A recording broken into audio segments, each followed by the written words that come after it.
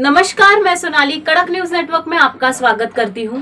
आज हमारे स्टूडियो में मौजूद है मौलाना अबुल वफा साहब। आइए उनसे कुछ खास बात करते हैं कुरान शरीफ के बारे में। नमस्कार मौलाना जी। वसीम रिजवी ने जो कोर्ट में अपील दर्ज की है, जैसे कि उन्हें जो 26 आयतें हैं उनके बारे में, तो आपका उनके बारे में क्या कहना है? बिस्मिल्लाहिर्रहमानिर्रहीम। इन्ना नहनु नज़्ज़लना ज़िक्र व इन्ना लहु लहाफ़िज़ून। कुरान करीम में अल्लाह तबारक व तआला ने खुद फरमाया है कि हमने इस कुरान को उतारा है, दुनिया में लोगों की भलाई और हिदायत के लिए हमने कुरान करीम को नाजिल किया है, तो इसके उतारने की ज़िम्मेदारी हमारी है। व इन्ना लहु लहाफ़िज़ून, और जब तक ये दुनिया कायम रहेगी उस वक्त तक खुद हम, अल्लाह फरमाते हैं कि खुद हम इस कुरान करीम की हिफाजत करेंगे।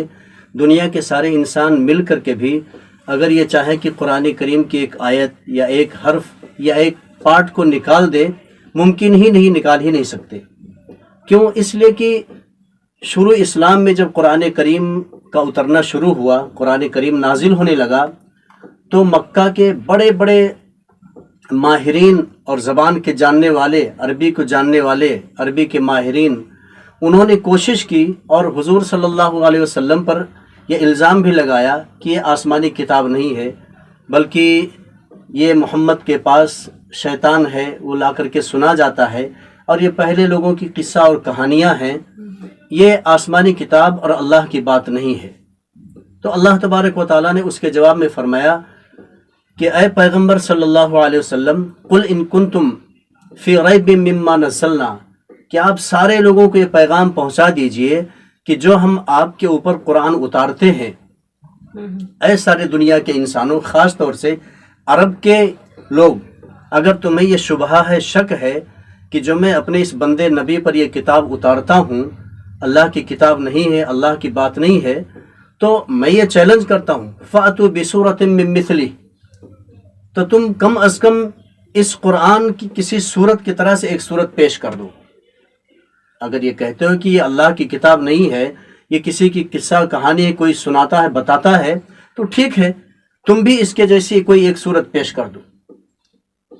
और अल्लाह ने आगे और चैलेंज किया कि अगर तुम्हें अकेले तुम ये पेश नहीं करते हो तो और वदउ शुहदाअकुम मिन दूनिल्लाहि इन कुंतुम सादिकीन, और तुम और अपने सारे साथियों को, गवाहों को, हेल्पर को, काम करने वालों को, सबको बुला लो। यहाँ तक दूसरी आयत में अल्लाह ने चैलेंज किया कि अगर जिन्नात और इंसान और जितने भी लोग हो सकते सबको इकट्ठा कर लो और इस पर लगा दो कि कुरान की एक छोटी सी सूरत पेश कर दे। अल्लाह फरमाते हैं कुल इनको तुम सादिकीन, अगर तुम सच्चे लोग हो, अच्छे लोग हो और इस चैलेंज को कबूल करते हो तो ला के पेश कर दो। अगर पेश कर दोगे तो हम मान लेंगे कि अल्लाह की किताब नहीं है। फिर अल्लाह ने खुद जवाब में चैलेंज किया, फ़इल्लम तफ़अलू वलन तफ़अलू, बस अगर तुम नहीं पेश कर सकते, और अल्लाह फरमाते मैं चैलेंज करता हूं कि तुम नहीं पेश कर सकते, नहीं ला सकते ऐसी सूरत,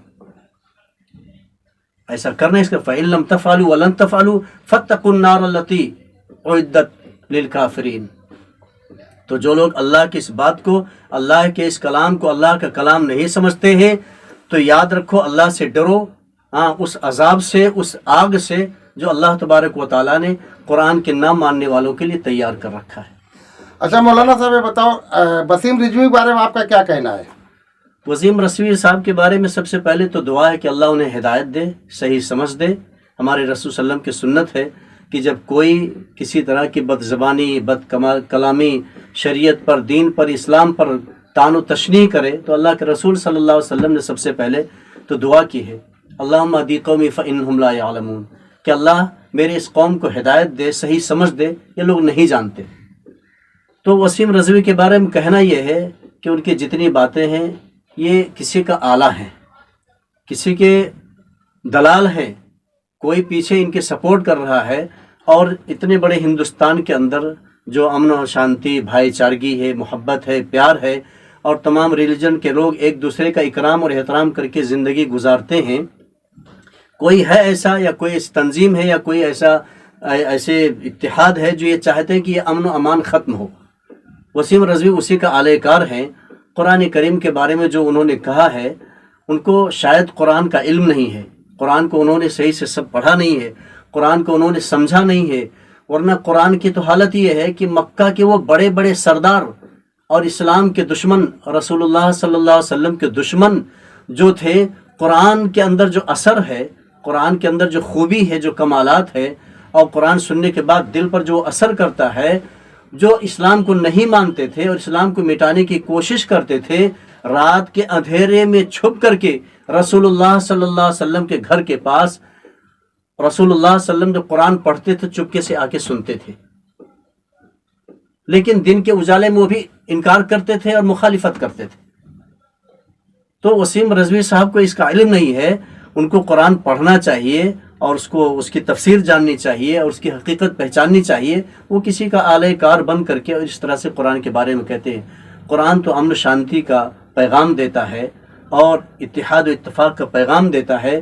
رسول اللہ صلی اللہ علیہ وسلم کو قرآن کہتا ہے کہ جو لوگ آپ سے لڑتے جھگڑتے ہیں، آپ سے الٹی سیدھی باتیں کرتے ہیں، آپ ان کی طرف دھیان مت کیجیے، ان کو اچھی نصیحت کیجیے، پیار سے ان کو سمجھائیے اور ان کے لیے چپکے چپکے دعائیں کیجیے کہ اللہ ان کو ہدایت دے دے۔ مولانا جی، وسیم رضوی یہ جو آیتیں ہیں جو وہ ہٹانا چاہتے ہیں، ان سے وہ کیا ثابت کرنا چاہتے ہیں؟ بس وہ اپنا سیاسی فائدہ اٹھانا چاہتے ہیں، چونکہ ان کی امیج خراب ہو چکی ہے، ہر طرح سے وہ پھنس چکے ہیں، تو اس طرح سے اسلام اور مسلمانوں کے بارے میں شاید کچھ ایسی بات کہہ دیں تاکہ جو اسلام دشمن طاقتیں ہیں، تنظیمیں ہیں جو اسلام کے خلاف کام کر رہی ہیں، وہ ان کے سپورٹ میں کھڑے ہو جائیں، ان کا ہیلپ کریں اور وہ جن جھمیلوں میں پھنسے ہیں اس سے بچ نکلیں۔ اس کے علاوہ اور کوئی مقصد ان کا نہیں ہے۔ یہ تھے ہمارے ساتھ مولانا جی، جنہوں نے اپنی رائے پیش کی ہے وسیم رضوی کے اوپر۔ ایسے ہی دیش اور دنیا کی خبروں کے لیے دیکھتے رہیے کڑک نیوز نیٹ ورک۔ دھنیہ۔ ایسے ہی دیش اور دنیا بھر کی خبروں کے لیے جڑے رہیے کڑک نیوز نیٹ ورک کے ساتھ۔ دھنیہ واد۔